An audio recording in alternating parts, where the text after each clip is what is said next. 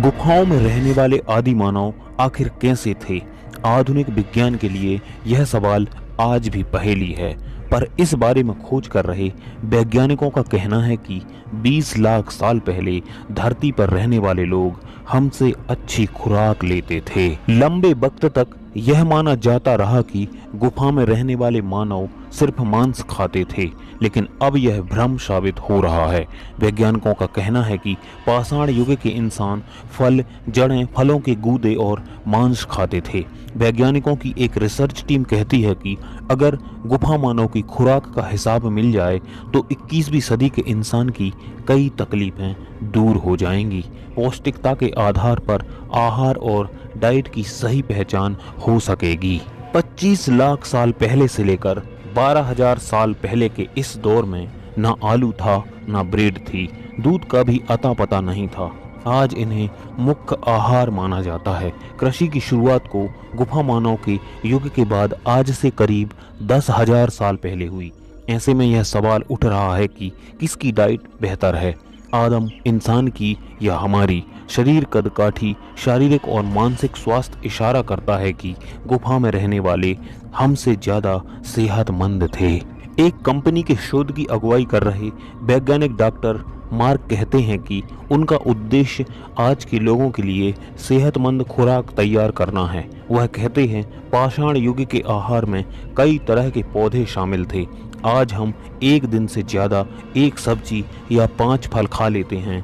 वे लोग एक दिन में 20 से 25 प्रकार की साग सब्जी खाया करते थे। आज हम फसलें उगाते हैं और वह हमारे भोजन का अहम हिस्सा है।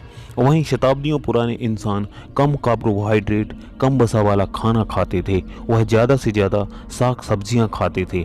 अब सवाल उठता है कि स्वस्थ आहार कौन सा है? लंदन यूनिवर्सिटी में वंशानुगत बदलावों के प्रोफेसर थॉमस कहते हैं कि गुफा मानव की डाइट ज़्यादा बेहतर थी। पुराने शोध बताते हैं कि पत्थरों के सहारे अपनी रक्षा करने वाले गुफा मानवों को आहार की अधिकता संबंधी बीमारियां बहुत कम होती थीं।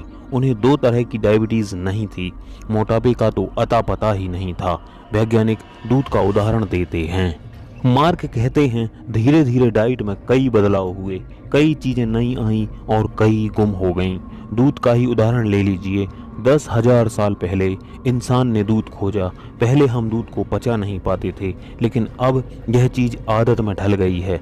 अब हम 100% दूध या उससे बनी चीज़ें खाने पीने लगे हैं। वैज्ञानिकों के मुताबिक आदि मानव जिस तरह की साग सब्जियां खाते थे, उससे हमारा खाना एकदम अलग हो चुका है।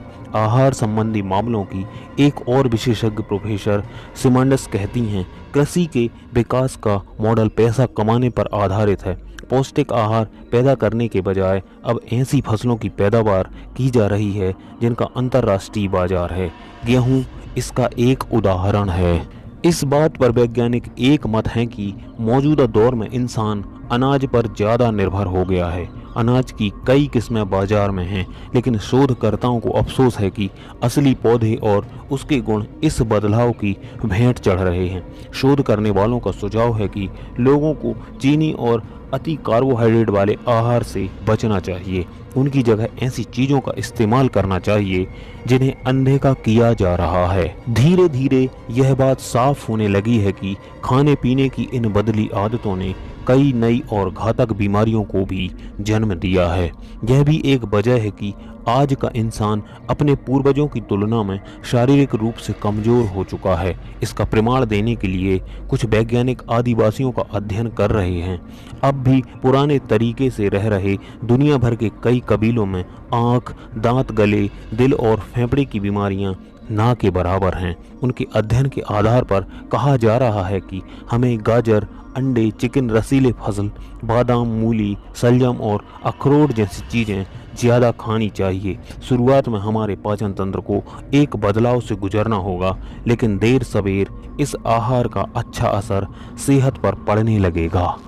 तो दोस्तों, आप भी आदि मानव के खाने पीने की चीज़ों के बारे में जानते हैं तो कमेंट बॉक्स में लिखकर ज़रूर बताएं।